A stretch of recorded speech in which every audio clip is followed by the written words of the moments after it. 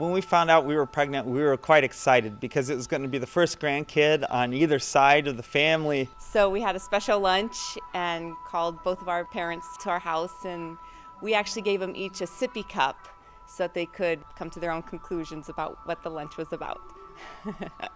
We did want to have our children here on the mission field because one of the big advantages is that they get dual citizenship, which makes it wonderful for when they become missionaries. They can go wherever they need to go, and it makes it much easier.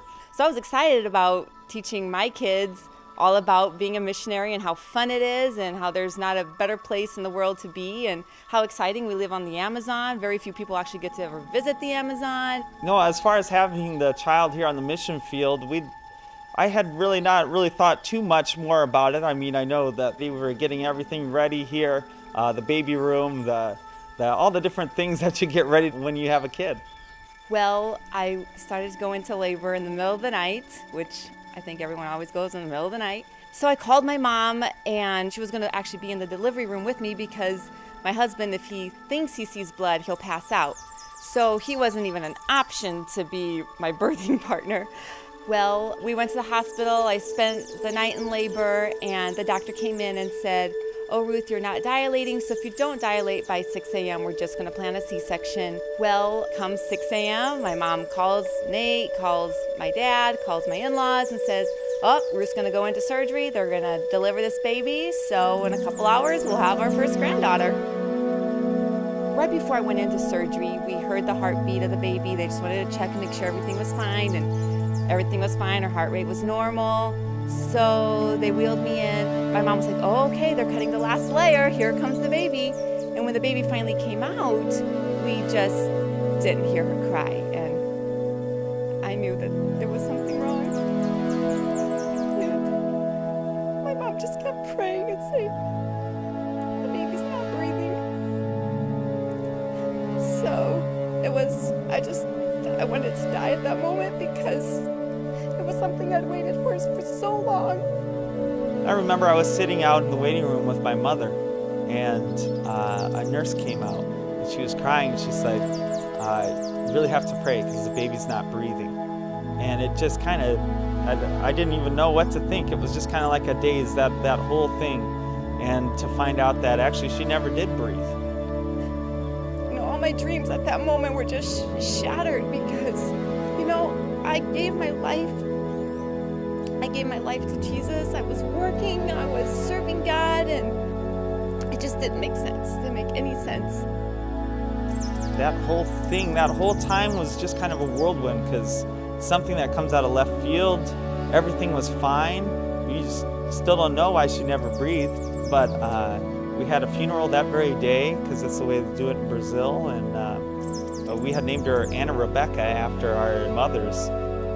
It was just a day that was supposed to be your biggest day of joy was really the hardest day that you've ever experienced. And it was very, very tough. And then I was so sick. I mean, I almost died in the hospital. I was in the hospital for 9 days, and it was just, every night I cried myself to sleep. I just could not understand why that would happen.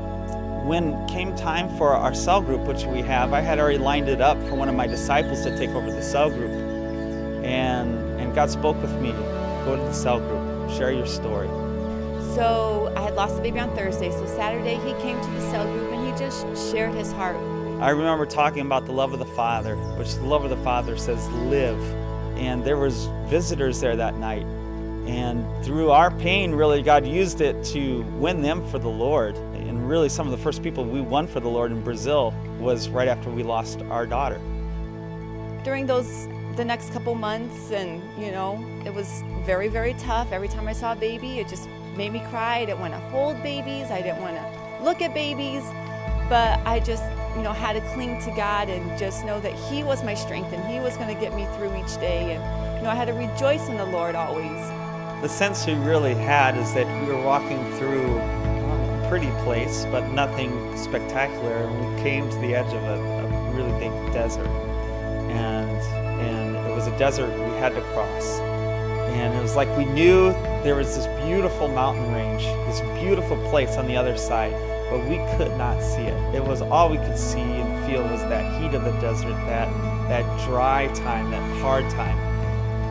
Obviously, I wasn't going to find strength in myself because I just had no more strength left. And during those days, we just really dove into the Word of God and looked at God's promises. And the Word came alive in our lives like it never has before. And something tremendous happened in ours. We went to a level of faith that we had never experienced before, and a level of joy that we had never experienced before. And now we really feel like, after all that's happened in our lives, that we've reached that beautiful mountain range and we're starting to climb it now. And we don't even know how high that mountain range is and how beautiful it will be once we get to the top. But we know it's even greater than anything that we've passed through so far. So the day that Anna Rebecca died, in my mom's yard, she had a flower that bloomed for the first time, and it came up with 2 blossoms.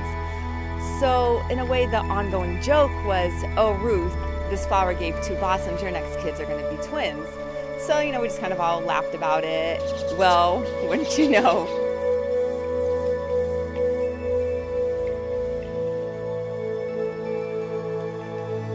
what we passed through has really strengthened us for the work that God has called us to, and He has created in us a heart that is so sensitive to people who are suffering. What I found really amazing during that time is the amount of people, Christians and non-Christians alike, that said they saw Jesus in our lives.